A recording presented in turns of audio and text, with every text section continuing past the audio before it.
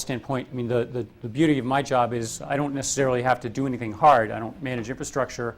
I'm not responsible for profit and loss. I don't sell anything other than our subscription research, of course. What I do try to do is to make sense of things and to try and synthesize what I hear from customers and from vendors.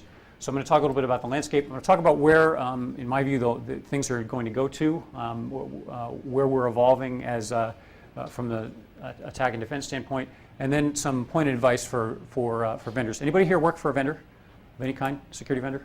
Okay, just a few words of what sort of vendors, security vendors maybe? Anybody work for an antivirus vendor? Okay, excellent. There's a couple like sort ofs in the back. Yeah, okay. Anti-spam, but email virus. Yeah. So this won't. So this may or may not win me any points. If you've got rotten fruit, I advise you to shelve it for now. First, and this is the obligatory advertisement. I'll do this. It'll take me 10 seconds. Who's Yankee Group? We're an analyst firm here in Boston. We actually are in the Peru, so we're neighbors to some of the folks here that came locally. We're founded in 1970. We've got a lot of analysts, a lot of different places. We're owned by a private equity company, and we do lots of research around what we refer to as the global connectivity revolution. And what that really means is the impact of, the way I would define it is miniaturization, dense programming, computing power, open platform stacks, and lots of bandwidth. The impact that's having on everybody. So advertisement off. Next question, who am I? Weld kind of introduced me, but I'll just put up the obligatory vanity slide. I'm an analyst. I was a founder of @Stake along with some of the other folks in the room here. Previously with System Integrator of the Day. By the way, some people tell me that's the best photograph ever taken of me. So, and I wrote a book. The obligatory book plug is here. Buy this book. It's great. Everybody says so. It has a frog on the cover, and of course, it makes a great gift. Okay, so all the obligatory plug stuff aside, talk a little bit about what I'm seeing in the malware landscape. So first thing, at least from my standpoint, I'm going to move this down because I'm sure I'm turning metallic on everybody. The first thing I'm seeing is that I don't think this is news to anybody here in the audience, but the 0 day, and I say this with a grain of salt given the audience I'm speaking to here, the exploits are become increasingly sophisticated. Now, I've mentioned, if you saw in the obligatory vanity slide and you're a speed reader, you would have noticed that I work for Federal Express.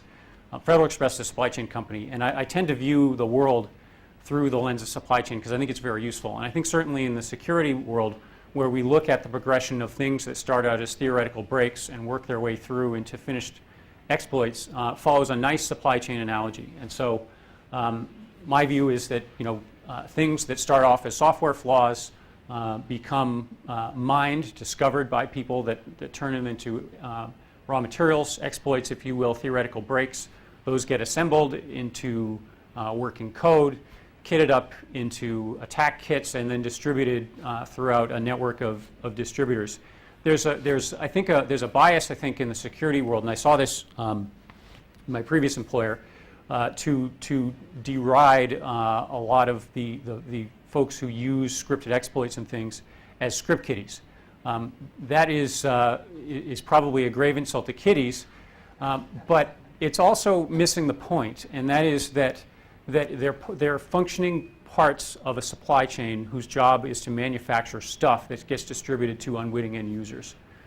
So simply calling them script kiddies is sort of like calling Best Buy people who sell radios or whatever. I mean, they have an important part to play in the landscape. So just from, I've kind of laid out the taxonomy here. The raw materials, in my view, are mined by the vulnerability researcher. In many cases, they're often done by opposition teams, well-funded groups in the usual places, Eastern Europe and so forth. Those are kitted up. Sometimes you see them posted on proof of concept code sites, turned into exploits and circulated. I don't think this is news to anybody. It may be a little different way of looking at the whole thing. But certainly this is, I think what we're seeing is the emergence of a mature supply chain, where before it was just sort of security things are happening and things are getting compromised. but I think there's a real pattern to it, and there's a degree of specialization and maturity that frankly would make Michael Dell weep were he in this business. Second is the emergence of the web as the preferred super distribution platform for malware. And certainly we see this from a trend standpoint. Every vendor we speak to will tell us that the presence of airborne malware in terms of email is a decreasing and increasingly less important source. And more often you see things like drive-by exploits. The notion that you could simply get malware by doing normal everyday things. How many people have had a conversation like this? Hopefully nobody, right? Because we're all security people. But where you go to a party and somebody and you say to somebody, "Oh man, my PC just got hosed. I got infected by a virus or rootkit." Pick your word of choice, right? And the other person turns to you and says, "Gee, what sort of websites have you been surfing to?" That used to be the prevailing conversation. Now you see that's not necessarily the case. I think we've seen results from Google and McAfee and a bunch of others that will tell you that 10% of any search, 10% of every set of search results that returned by Google, for instance, has malware in it. So that tells me if you do any level of searching for any period of time, you are inevitably going to come in contact with this stuff, and your susceptibility to it depends on what you've got on your PC. So the notion being here that the web is a phenomenally great way of circulating information. It's an even better way of circulating malware, and we're seeing this. I've left a couple of highlights here. It's amazing to me the amount of sophistication that we're seeing in the exploit attack kits. And I've mentioned a few here. We've got things like Neosploit, which is essentially designer malware, one-to-one malware. If anybody here like nice clothes where you go and you have made-to-measure suits and things, this is made-to-measure malware. It's just for you. It'll check your operating system. It'll check what patch level you're at, and then just create a nice little exploit for you dynamically on the fly, and something that's never been seen before and will never be seen again. Zunker is something that was found by a security company called Panda. They're a Spanish-based antivirus company. It has a nicer user interface than my ISP control panel that I use to host my website. Phenomenally good. It'll show you the nodes that are infected, what they've got on them, what IM programs they're running, what email programs. You can automatically cause them to generate spam, download arbitrary executables, run them. I mean, it's fantastic remote control. The people at Unicenter would love to copy this, right? Just fantastically good. You see other things. I don't think, again, this will come as a surprise to anybody. We've seen loopholes in DNS, the whole fast flux phenomenon of exploiting aspects of the domain name registration system. And we've seen, I think what's helping here is that we've seen ISPs increasingly reluctant to police their networks, unless it's for, Hollywood movies. There were a couple years ago, we started hearing about this notion of clean pipes, the idea that you would somehow scrub your ISP's network of malware floating over it. It hasn't really gone anywhere, and a lot of it is for reasons having to do with this allergy about being anything other than a common carrier. Last point I'd make, and I don't think this is a surprise to anybody, you do see direct damages from this. We've seen on the SEC filings of E-Trade and TD Ameritrade, we've seen write-downs that were explicitly attributed to malware. So no ifs, ands, or buts about it. This was our customers lost money because they got hosed. We've reimbursed them for their trade losses, and this is what it cost us. Amazing transparency, and we have the SEC to thank for that. Generally, this is one of these content-free schematic kinds of slides that is a synthesis of a lot of data. I would not take the figures literally, but I would take the trend fairly literally. And that is that there's a very deliberate attempt of decreasing the amount of widely circulated variants in favor of large numbers of small circulated variants. If yesterday's malware was Budweiser, now everybody's trying to distribute lots and lots of Sam Adams and Harpoon malware. So small batch, craft brewed kinds of stuff. And the idea is real simple. It's that most of the AV labs prioritize what they go after in terms of the number of infections they hear about. Right? If so they don't hear about a lot of infections, it must not be very serious. Well, the way you get around this, of course, is you send a lot of little tiny viruses that aren't detected very often, and you change the signature, you change the content enough, it causes them to go right under the radar. And so you see this as a result of the number of samples that most of the labs have reported. Depends on who you ask. I think it was Kaspersky, keep me honest here, just reported 1 million. Okay, just reported 1 million. McAfee reported 300,000 signatures about 6 months ago. Virus Total folks will tell you they have 6 million samples. Symantec says they've got about 500,000. I mean, it just goes on and on. The idea is you see this vertical hockey stick. If these were VC, these were revenues associated with a VC company, the VC would be very excited. This is the hockey stick in action. A 10x in. A lot of them are variants off the same. That's absolutely true, but it's part of a strategy of, frankly, denial of service. I mean, you know this, right? It's a denial of service against the labs. I did a sample. I probably should update the data here. I just for grins, I looked at the sites of Symantec and McAfee and looked at their top 125 circulating viruses of the moment, just a snapshot. Every single one of them was called low risk, which is to say every single one of them was low frequency, low distribution. So you can see where we're headed. Asymptotically, we're going to that designer malware. One signature, one victim. This is based on some research I did last year. It was a single instance of a particular piece of malware that was circulating. I actually called around some of the different vendors to try and figure out when it was first spotted and when signatures were issued. I found an instance of Prevex, which is a HIPS host intrusion prevention vendor based in the UK, detecting a certain thing they called cold case on the 10th of March. It took 2 weeks, 16 days or so in order to actually generate signatures and get them circulated, with the bulk of them all happening about almost 2 weeks later. Now, this probably is a cherry-picked example, but the point is that there's a lot of stuff out there, and it's impossible for everybody to catch everything. So we're seeing that the defenses are frankly not catching up with this low and slow style malware. Small number of samples and lots of them.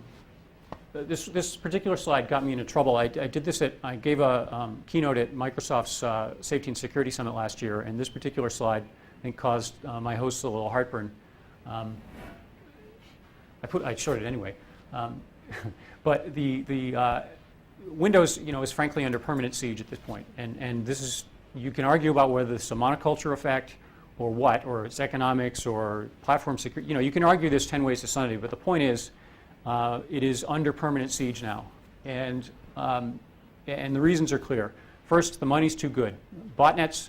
I compare this to a franchise model. It's like McDonald's. There are hundreds or thousands of these that are set up. And frankly, there's far too many of them for any law enforcement body, singly or collectively, to take down. Most of you have seen the news probably about the Storm botnet. Peter Gutmann, who I don't believe is here, compared the computing power resident in the Storm botnet as being more powerful than the most powerful supercomputer on the planet.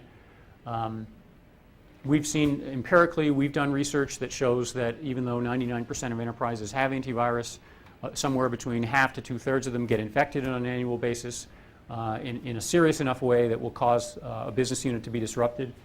And I found anecdotally that in terms of a lot of people that I talk to that are security conscious, they're not even using Windows anymore. I run a mailing list called securitymetrics.org. We've got about 400 people. I surveyed everybody, and we tried to figure out who uses what. We found that about 40% of them use Windows. More than 40 used Mac, and about 18% use Linux. Certainly disproportionate. Yes, sir. Could you amplify the support intelligence using public shame as a motivator? Sure. Are you from support intelligence? No. Okay. Excellent. There was a little study. I'm not familiar with them actually. There was a little study that they did a year. They're not a client of mine, so I can say this and not be too worried about conflict of interest. They did excellent, even better. But they did a study where they called the Month of Owned Corporations, and they basically posted the names of companies inside of which they'd found botnets, and this was done through the usual extrusion monitoring kinds of techniques. And it's, companies you've heard of.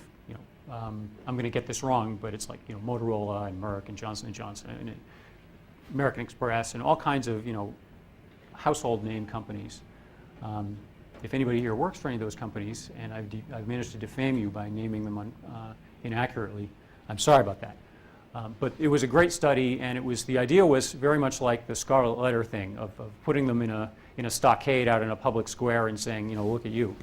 And I thought it was nice. I thought it was a nice PR move, certainly for support intelligence, but it also spotlighted, I think, a growing point, which is that this stuff happens to a lot of companies right now. I'll revisit this in a minute. Now, the reason why the malware authors won't give up, of course, is for the reason you'd expect. It's all about the Benjamins, right? The money's too good. And this is essentially what's fueling the permanent siege that we're talking about. The enemy's very well financed. The dirty secret is that everybody's losing ground. They're not making it up. I have conversations with a lot of antivirus companies as part of my research, and these are direct quotes from people that I've talked to that are either associated with their labs or close to it, and they all say more or less the same things. One of them said, the only way we've been able to keep up is by throwing bodies at the problem. Another one said, we had more malware samples last year than we did in the previous 10 combined. This is that 10x hockey stick that we're talking about. My favorite, and they've owned up to this publicly, is Panda said, the bad guys are mounting a denial of service attack against our labs. And that is exactly right. It is looking for the weak knee and going right at it. If humans are part of the screening process for determining what's good or bad, and automation can only go so far, then this is what you do. You target the people. And I would point out, just from a numbers standpoint, if you assume 90% of your samples can be classified automatically, and 10% of them require manual intervention, if the hockey stick keeps going, it means that you have as many samples to classify this year as you did in 2004. Right? 2004 was not exactly a great year for malware. There was plenty of it then too. So you can see how this is going. So let me talk a little bit to the evolution side. I painted kind of a bleak picture, and so let's talk about some good news. Well, I don't know if it's good news or not. We'll see. So the first question, and I'll ask this just as rhetorically, what do people think the biggest problem facing the AV industry as we know it is? AK? Free products. Okay. It doesn't work. That's certainly a concern, I would say. Yeah. A lack of OS level modeling of proper application behavior. That's pretty good, actually. But you're all wrong. The biggest problem is the industry itself. Specifically, a general unwillingness to admit that we're losing, an unwillingness to admit the problem's bigger than any one party. You see constant speeds and feeds, one-upmanship, an unwillingness to hush the marketers. There's a very prominent vendor that has a product called Total Protection, as if. And a total unwillingness to measure effectiveness. Most of you, I pimped my book at the beginning on security metrics, right? So people know that I like data. Why can't I find what customers are infected at any one moment? I don't know. Is it because the various vendors are embarrassed, or because they don't know? I think it's a combination of both. I saw a stat from around the WMF exploit circulation in December of, I think it was 2005. I saw a very quick quote from somebody at McAfee who was not identified by name, and I searched and searched and searched, couldn't figure out who it was, and they said that 5% of their global customer base was infected.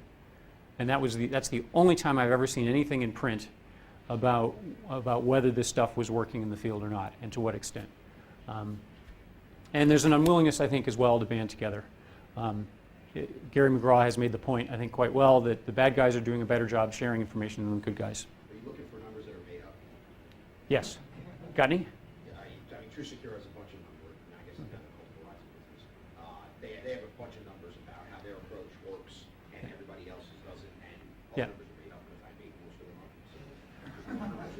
Well, Pete Tippett will tell you that there's this magic mode called default deny that if you just put all your routers into, we solve all our problems, right?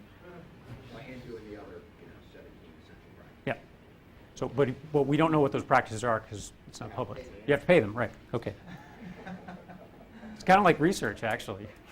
Very much like this. So, okay, so what do we need? I'm going to just tell you a little bit about what I see from an analyst standpoint about where we're headed. The first is I'll talk a little bit about something that did get a little write-up in the press a couple weeks ago called herd intelligence. And this is the notion of using every endpoint as a collector and putting quite a bit of what we have into the cloud and making smarter decisions. I will breeze past the virtualization side of things. Certainly this is helping the idea of creating a virtualized machine that enables you to simulate infections and automate the ability to determine good from bad. Malware detection, I'm going to spend a little time on this. The notion that prevention is no longer guaranteed, so detection is the most important thing you have to do. And there's a lot of head nods here, so that's good. Metrics, what's working, what's not, and doing it in a more public way. For instance, what are your processing queue lengths if you're an AV lab? How long are things kicking around in your queue? This is good information to share. It could be used against you, but it's also, I think, a good industry benchmark that would give you an idea whether you're getting better or getting worse at the problem. Customer benchmarking. You see this from the threat standpoint of we caught 1 million spam messages aimed at financial services. Well, great. But how many of those actually resulted in infections in financial services? How many outbound viruses were caught in investment banking versus insurance and so forth? We'd all like to know.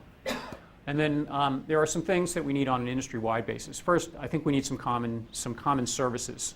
I'd like to see, and I know this is a fantastic solution, fantastic meaning fantasy. I'd like to see a global whitelist for goodware. We've seen, Sun, for instance, has had its SunSolve fingerprint database. It's 7 years old. It kind of boggles the mind about why we don't have something like this in the Windows world. Yes? NIST actually does have something like that. It's a relatively large database, but they only use it for forensics for law enforcement, so access to it is restricted. Okay. That's But there is good to data know. like that around there. You can get it. Anyone can get it. Okay, thanks. Thanks. It would be good to see that fed by somebody other than NIST. So, not that I'm slamming NIST, I like them a lot. Common sense is the second item here, and this is in the non-technical area, right? I think you have to move some accountability to registrars. I find it amazing that we are willing to that we're not willing to vet people who want to own a domain for some fashion. We essentially give one to somebody who gives you a credit card number. This is a public resource. It seems to me that there should be some accountability if you're setting one up. And then lastly, things bullying the ISPs a little bit. There's no good reason why NetBIOS traffic needs to travel over the wide internet. It just doesn't.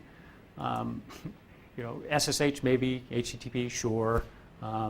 I'd ban FTP on general principle, but some people are probably going to use it.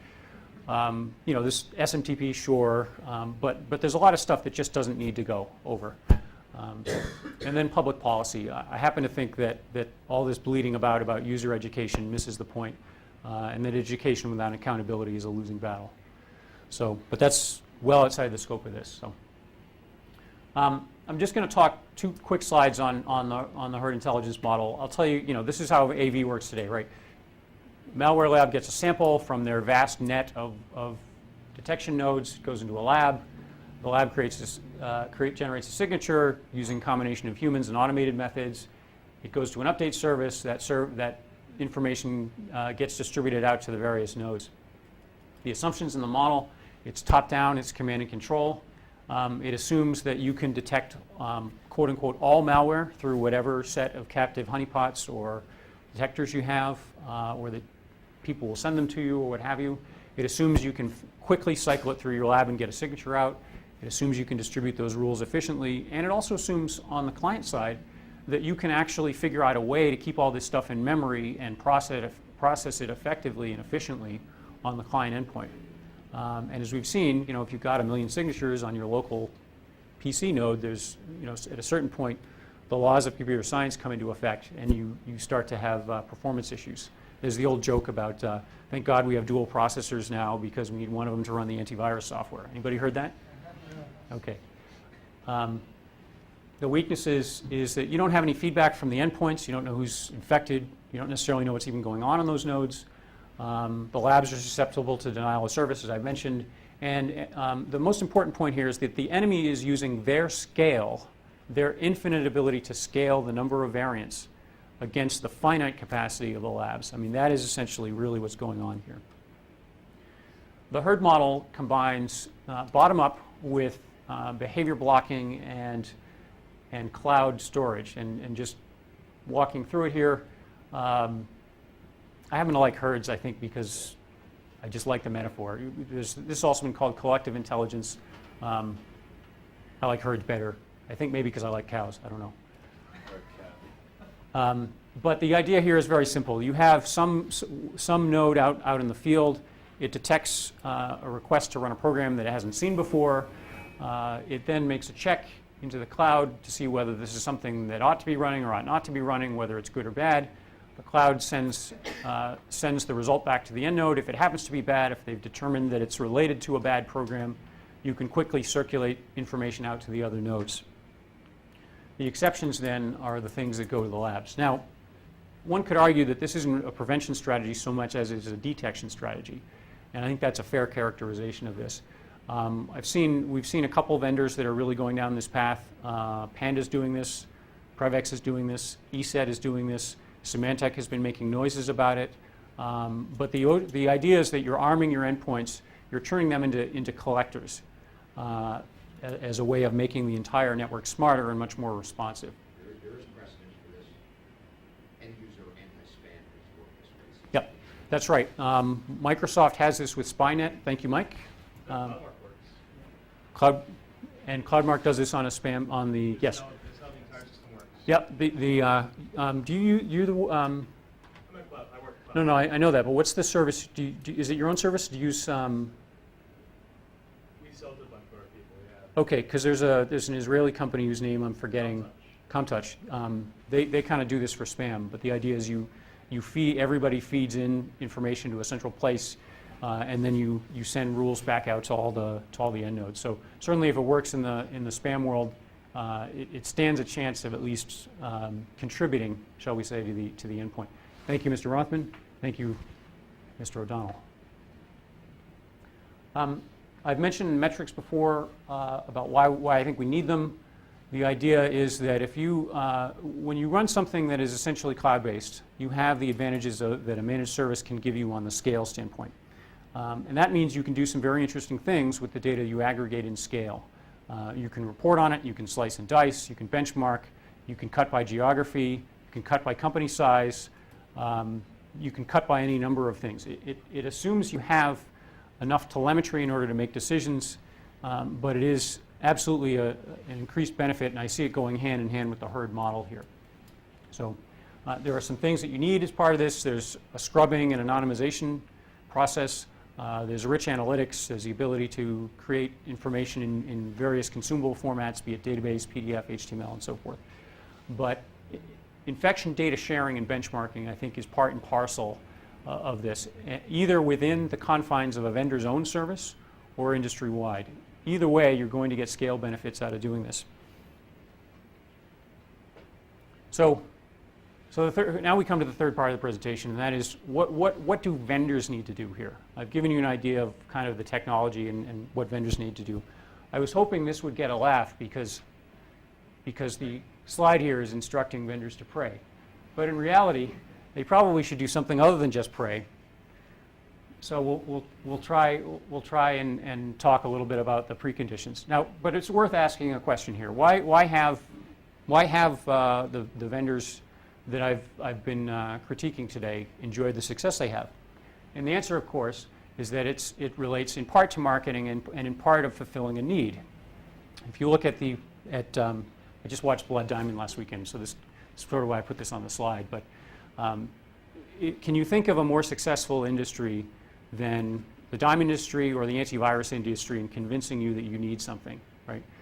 I've mentioned before that, yeah, but not 100% of people have crack. 100% of addicts probably have crack, not 100% of the population. Thank you, Mr. Tan. So the idea here is that there's a need fulfillment that goes on, and is part of why the companies have been successful. So the next question. Financially successful. Financially successful. So the next question, how do AV vendors view security? Well, if you look at security as viewed by many of the AV companies, it's a desktop product. You open a shrink-wrap box, you put a CD in the drive, you install the software, and bingo, problem solved. In other words, it's one of these. It's a silver bullet. It's the kind of thing that you don't need to do anything other than buy this magic product and install it. So I'm going to give you some example of some claims, and I just pulled these up just the other day. This is Panda Security. You can see this if you're reading in the back. Automatically detects and eliminates all types of viruses. That's a pretty huge claim. McAfee is a little more conservative. They tell you that they have 6-in-1 PC protection, six types in one. Kaspersky, sorry to single out the gentleman here in the room. All internet threats, again, a pretty big claim. Everything. I won't tell you where that's coming from, by the way. It's not this geography. No, I don't. Oh, I forgot the best part. The best part was, I sort of forgot about this, but I don't know if you can see that. Mega detection. Not to be confused with poor detection. Or good protection, but even better. This is like detection at 11. So, okay, so true story. October 2004 at Cambridge, Massachusetts, in a certain Battery Ventures-backed startup. Isn't it great that at stake is getting acquired? Yeah, maybe our options will be worth something. Who's the buyer? Symantec. Why? They're not a security company. I couldn't make this up. And this is because the attitude was, these folks sell desktop software. Now, security as viewed by security people think a little differently. They think about 3 phases: prevention, detection, response. What AV is good at is protection, and it's how it's marketed. If what you market is silver bullets, then you are damning yourself to live and die by that first item. Where the industry is moving to is here: detection and response. And there are a number of startups and a number of service-based companies, I mentioned Support Intelligence, that are getting good at this. Mike Rothman, the somewhat rambunctious gentleman in the back, likes to say, react faster. Is that right? And this is part and parcel of that message: react faster, detect faster. Now, if all you do is think that protection helps you, there's a great metaphor for this. You're putting all your eggs in one basket. So, in my view, where we need to go from a market perspective, an industry perspective, this is advice to the vendors, unsolicited, as is much of my advice. De-emphasize protection in favor of detection and response, market belts and suspenders, not silver bullets, and do it in a real way that isn't the sort of generic, well, security is a process. Of course it's a process. Are there other things you can do besides just claim that you do miracles? Discover telemetry. Find context in the applications that are running on your machines. Use the information to build better software instead of the top-down, no feedback model that we have today. Benchmarking. Experiences in the field, what's working, what's not, detection rates and response times, and the labor costs associated with cleanups. This would go a long way, in my view, to getting a lot more real about the problems we're facing. Share data widely. This goes back to this is the fantastic part of the recommendations as in fantasy. Share field data widely, even among your competitors. And the last thing is educate customers. I put that last because I think it's the least important. So what do we have here? Let's conclude with a few things. I hope I've maybe not persuaded you, but at the very least argued in an entertaining way that the current situation isn't working. That the anti-malware defenses that we've all grown up and learned to love are not keeping pace, that the threat profiles are a lot different. They're coming more fast, more furious, and that the top-down models are the weak link. I hope I've persuaded you, or at least argued in an entertaining way, that we've got some new approaches that are heading our way relating to the herd model, behavior blocking, and some of the other technologies that are coming along. I hope I've made a case here for better analysis and detection, the ability to benchmark, and that we need to move beyond the silver bullet mindset of prevention trumps everything, and that we don't need to worry about these other items. And I think the last bullet of consequence here is that if you're an enterprise, and I talk to many, is that you're going to see more and better tools around this whole notion of detection and response, and that these are going to become much more mainstream than we have. So my advice to enterprises here in the room is get ready for it. It's either going to cause you to spend more money or going to certainly cause you to look at the portfolio of controls that you have. So that's really all I got. Thank you very much, and I would love to entertain questions, or at the very least repel them back with wit. Yes. Do you see much use for the open source movement in doing this? I do. I mean, you've certainly seen like Snort do quite well in the IDS world, so I don't see any reason why you couldn't do that. You know, I think the one issue that you might see, though, is that the VCs have kind of figured out that there needs to be a bigger safety net. And so you see companies like Damballa and non-VC backed places like Support Intelligence and a number of the others who are starting to get funded, right? So anytime you've got good venture funding, that will tend to divert attention away from the open source, but it could also help it as well. So I mean, certainly didn't hurt the Snort folks. So that was a non-answer, I'm sorry. The answer is it depends. Mr. Rothman. Just to kind of clarify where you're at, is your kind of thing an indictment of the vendors that do anti-malware today, or is it the approach that they take, or you're just kind of saying these guys? So let me kind of draw a scenario to kind of suss out where you're going. Yeah.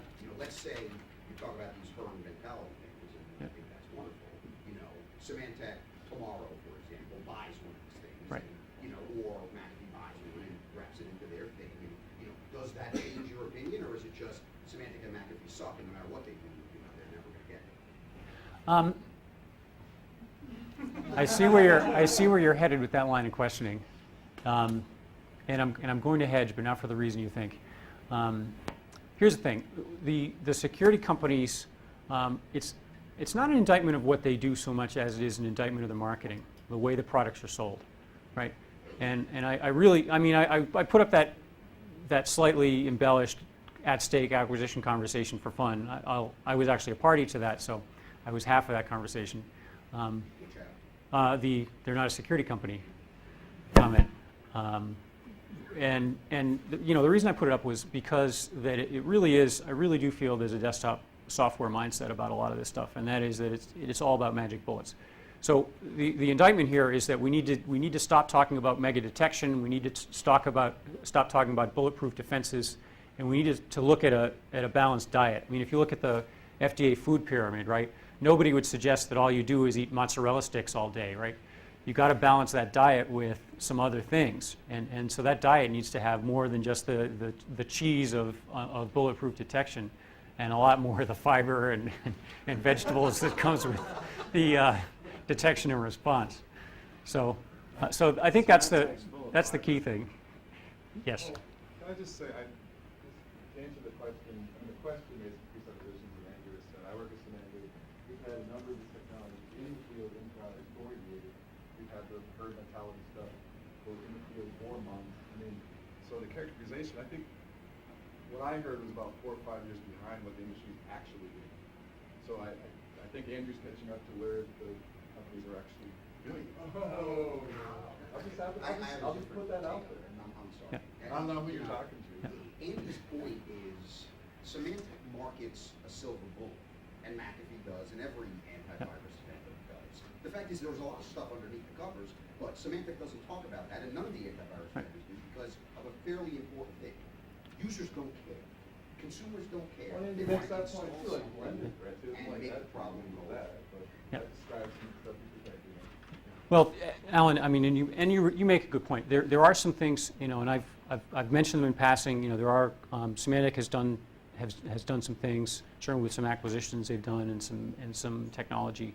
It's true that there are some things going on. However, I think there's some of the easy stuff has been done, but not some of the hard stuff. I'll give you an example of the hard stuff. If we're talking about telemetry, in other words, getting real detailed information about what end nodes are doing so you can actually make smart decisions and feeding that back to a central service, that involves sending detailed information back outside a company's firewall to some mothership. That's a tough proposition, and I haven't seen anybody bite off and tackle that issue from a communication standpoint and education standpoint. And because that hasn't been bit off, there's a very limited amount of feedback that goes into this. I don't doubt that there are efforts to collect information from these end nodes, but what hasn't been done in scale is the idea of actually watching all of your customers, every single end node, in an attempt to get a much richer sense of what's running, what isn't. Again, there is a lot of stuff, and I get pushback on this from vendors who say, oh, you know, you're not giving us credit for, well, I kind of am, but the easy things have been done, not the hard things, and on the marketing side, it's still magic bullets. Still magic bullets. I see this, I mean, I talk to your marketing people all the time, and it's a lot of magic bullets, man. Well, that's what sells, right? You mentioned down bottom and this kind of emergence of this new anti-bot network that consumers have been asked to pay extra for. Is that a real market, or is that just another anti-spyware market? Yeah. Anti-bot net as a separate sector. Well, you wrote a story on this not that long ago, so you, I was hoping you raise it in this talk. yeah. You know, just kind of antivirus and anti-malware. I think anti-botnet stuff is detection and response. Falls into the detection category of things. In other words, what we need to do more of. It strikes me as a feature more than a dedicated market per se, but it'll be a market for a while. You know, in the same way that spyware was a good market and it got the participants in it that were early, some reasonably nice exits. So I think you'll see it be a small market for a while. I do think it's going to get subsumed. Again, I want something not to be lost here, which is that part of this is about the industry growing up. I think it's about being smarter and about being more honest with your customers. That's what this is about. And so so a lot of what comes across as fairly tough and savage love here is really meant to make that just tough. Is really meant to just be as a way of suggesting that we're going to get beyond the silver bullet. Adam? Can you use some of these detection and public sharing of information technologies being monetized? I mean, if you have a means that detect herd systems are detecting a botnet issue, or herd systems detecting a security issue, and they're supposed to be sharing this data in order to help address their global security situation. How does that end up being monetized? I mean, is the only monetizable thing the prevention product? Or is there a monetization angle from the detection side? Well, I think there's two sides to this. If you look at, you know, on an OEM standpoint, you have companies that have taken distributed threat information, CloudMark, you know, using, for instance, ComTouch as an example. Clearly, it was valuable enough for you guys to OEM, right? There's a different company or competitor. Okay. Yeah, we have our own stuff. We detect it, stop spam. Okay. So, all right, let me answer the question a different way then. Information has a value, right? Information with high currency demands. You know, there's a reason why the instant stock quotes you pay a certain amount, whereas the 20-second delayed stock quotes you pay less or get for free. Right? So that seriously real-time information will always have a value. More broadly speaking, though, I think the information you get in scale from doing wide data collection on things like infection rates and program executions and things like that has a value more in the thought leadership category. If you look at a McKinsey Consulting, for instance, they will publish things in McKinsey Quarterly about benchmarking studies they've done of their customer bases. Do you have to pay to get that information from Kinsey? Not really, because you can simply download the PDF and read it, or pay a nominal fee, right? So the monetization is very neutral. What it does give them, though, is thought leadership. It means that you're going to view them as the source of authoritative information, and you're going to go to them first, and maybe call up one of their consultants and do an engagement. And I would like to think that in the information security world, that kind of information has a real value in terms of establishing a pedigree and making you seem credible. I mean, there's a reason, frankly, why Symantec, and I'm going to give them a lot of credit here, there's a reason why their Internet Security Threat Report is widely cited in just about every news media outlet. It's because it's credible, because they do it regularly, and they provide a lot of information there. So I think that's kind of what you get out of it. The monetization is indirect, in other words. Yes, Mr. Mogul. Isn't this, both sides of this approach, basically fundamentally flawed? All we're ever going to be able to do is be reactive. The herd mentality is going to have some of the similar difficulties with some of the targeted attacks that we're seeing today. Is there any impetus for the anti-malware industry to move beyond a detection and response capability anymore to preventative mode? Are we going to see that, or is it the fact that basically we get down to the customers want the silver bullet, buy the good marketing, and there's going to be no market driver for them to develop that technology? So I'm not sure if I understood your question, which is that they're in a preventative mode now, right? Right now it's more of this reactive mode. So even the herd model relies on us getting some sort of a signature-based example Right. of that negative behavior. But in many cases, by the time we capture that signature, it's too late. That's right. And so it's that herd. I mean, the problem with the herd model is animals still die. That's right. Predators are kind of on the edge. Nobody wants to be that predator on the edge. So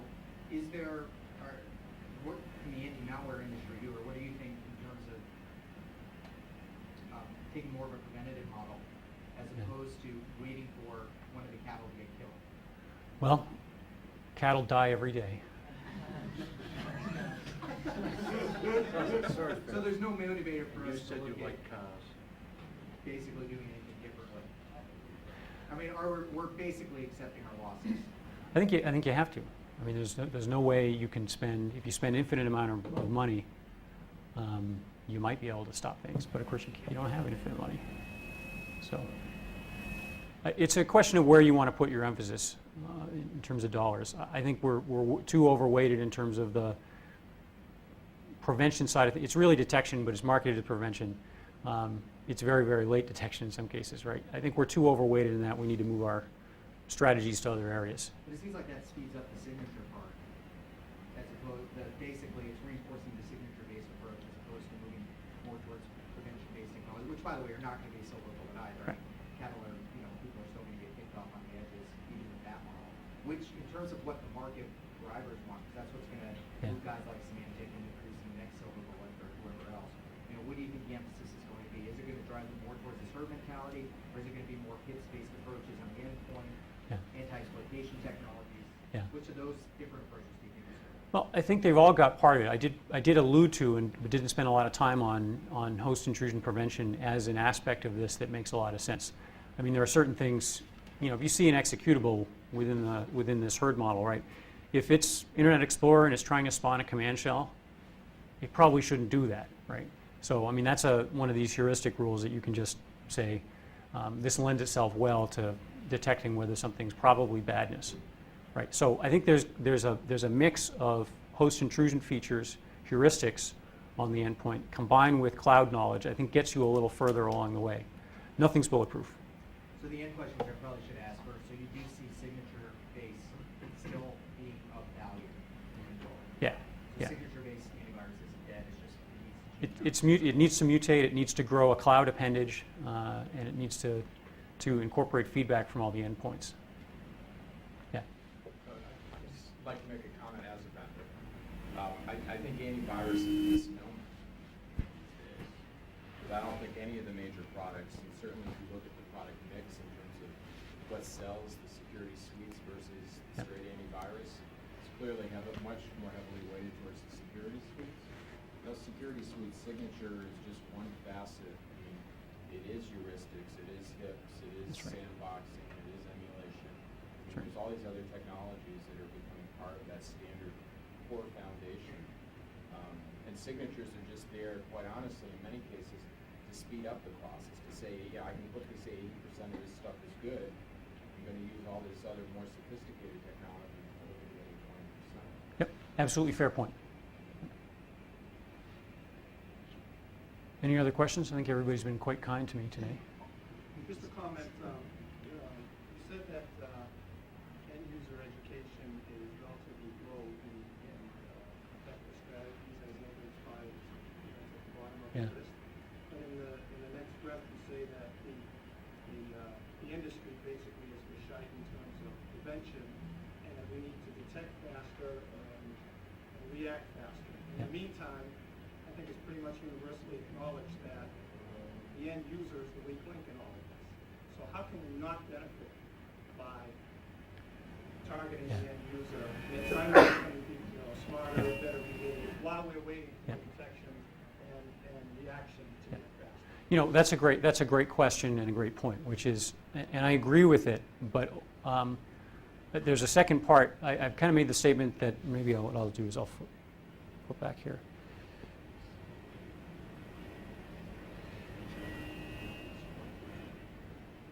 Maybe I won't flip back because it's going to take forever. But here's the thing: with end users, the challenge with end users is getting them to care, and education is wasted unless there are essentially incentives or penalties related that cause them to care.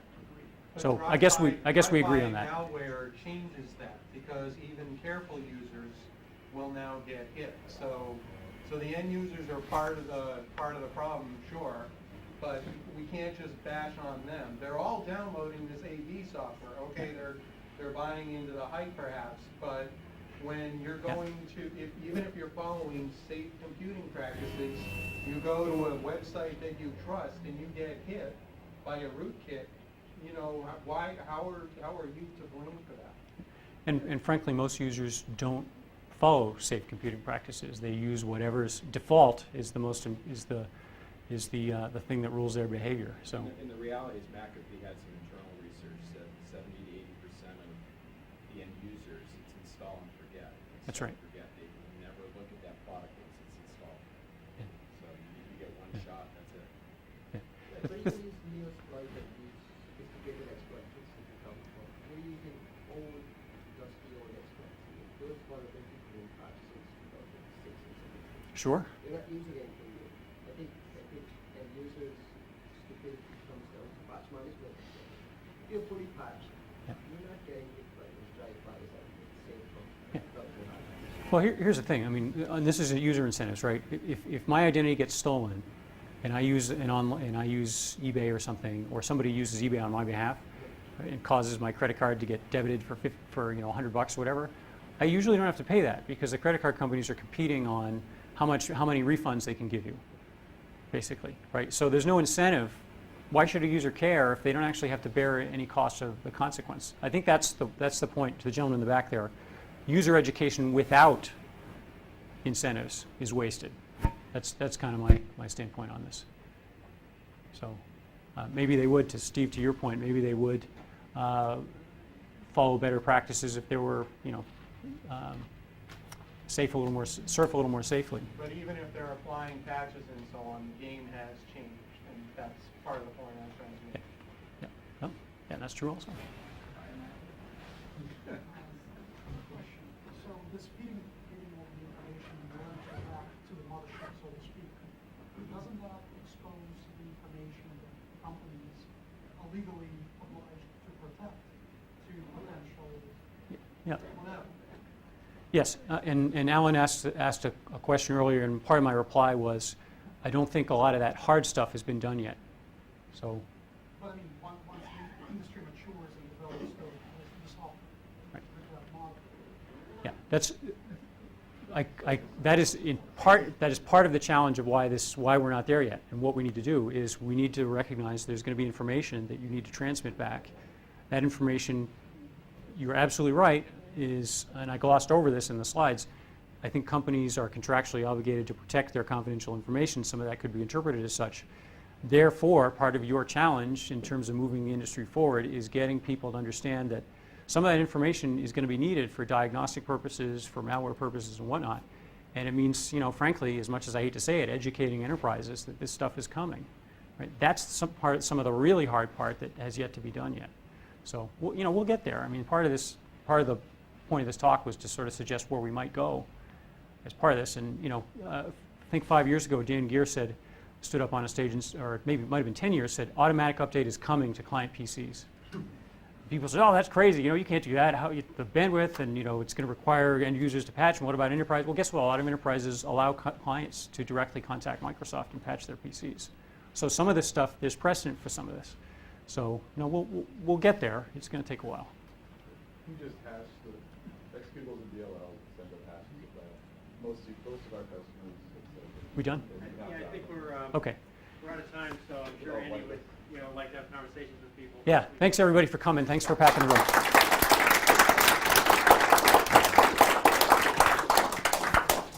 I have some evaluation forms. If anyone would be so kind to fill one out, you can give them back to me or just drop them at the main desk downstairs. How you doing, Jeff? Good. Turn this. You work with George Hamilton at all? Yeah, George is my boss. George is your boss. George used to work.